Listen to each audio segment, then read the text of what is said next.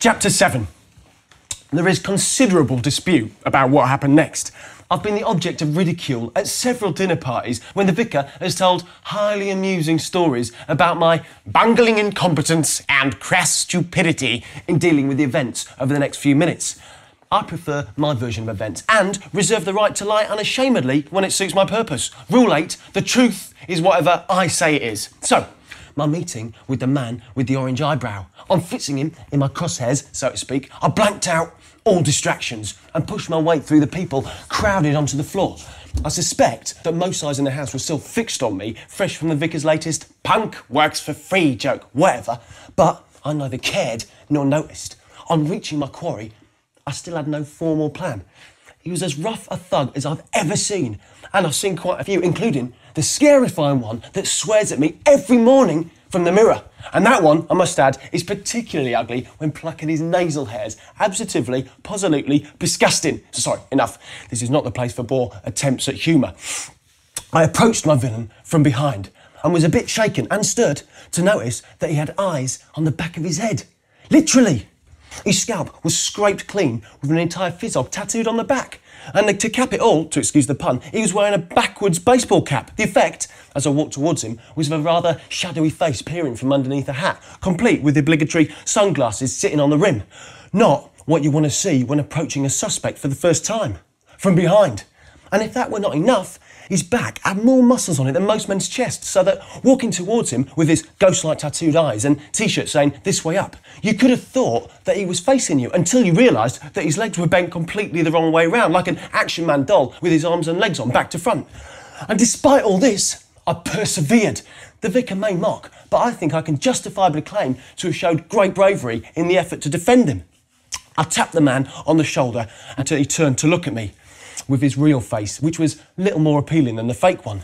He had the full metal jacket, a ring in his nose, lip, eyebrows, and a dozen or so hoops in his ears. How did guys like that get through metal detectors? One eyebrow was completely shaved, and the other was indeed bright orange, with 2 small nicks taken from it. I would have felt less nervous if I'd walked up to talk to an alien. "Excuse me, sir," I said, doing my perfect imitation of PC Plod. "I need to talk with you. Can we please go outside?" As I said, a cool hero in a crisis. The reaction to my simple request was astounding. He stood up, growing until he was almost exactly my height, but twice as wide. You know the type, so muscle-bound that their legs don't actually fit together. He belongs somewhere in an army camp or a rugby scrum, possibly a building site. Anywhere other than 1 foot away from me and a couple of yards from the vicar. He stood there for a while, and then he vanished. One moment he was there, the next he wasn't. It was hard to believe that he'd moved at all, let alone done a Harry Houdini. The room was so full that even Moses would have struggled to part the crowds. All I know is that, to misquote the song, the live Tubes version, not the crappy Liverpudlian one, he left me standing there. And I was suddenly aware that everyone was looking at me. The vicar had fallen silent. He was gently tapping his finger on the podium, his lips tightly pursed in a look that alternated between amusement and intense annoyance. Annoyance, as you might say. I had no desire to see which would win the day. I looked from him to the cameraman and, feeling the urgent need to be elsewhere, set off in hot pursuit of my villain. There was, however, no easy escape. I was either far less agile than the dreaded orange eyebrow or less willing to crush people. When the vicar tells this story at dinner parties, he has me resembling a small boy, hopping up and down with his legs crossed, desperately trying to persuade the seated masses to let him through as if he can crap to the dasher. A little unkind, of course, but then, isn't he always? Who cares what I look like? Yeah, and who knows? How about we settle on a version that has me dancing up and down on hot coals, an adult, not a small boy, and with no reference to toilets. I mean, this block certainly doesn't need any more toilet humour. Yeah, by the time I got to the door, Venus was waiting for me. "Some friend," she said. "What did you say to him? It seemed more like a drugs bust than a meeting between pals." "Yeah, I'll have to explain all that later," I said. "Now, did you see which way he went?" "Yes," she said, pointing down the escalator. Down I went. At the bottom were the half-naked girls on rollerblades handing out flyers. I bowled them over like 9-pins as I jumped off and tore around the back to get to the next flight downwards. This brought me to the entrance hall with the glass door leading out into the street.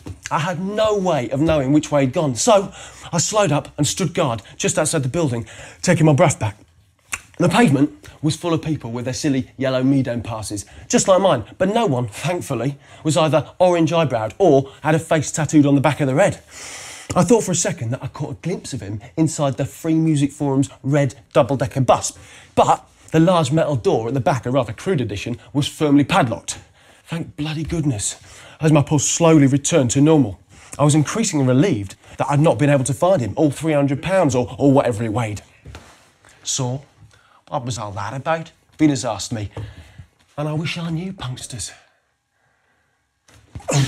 That boy's not cool, he's got ears the size of diamonds, vocals on a twisted face, with a voice that... You must let me come and do the ones at your house. It's been a hobby of mine for years. These modern boxes aren't much fun, or you never get to use much water. An old house like yours, you could be into a 20 or 30 foot length. Another message from the fucking orange eyebrow! Delivered direct to my toilet seat. How the hell did he do it?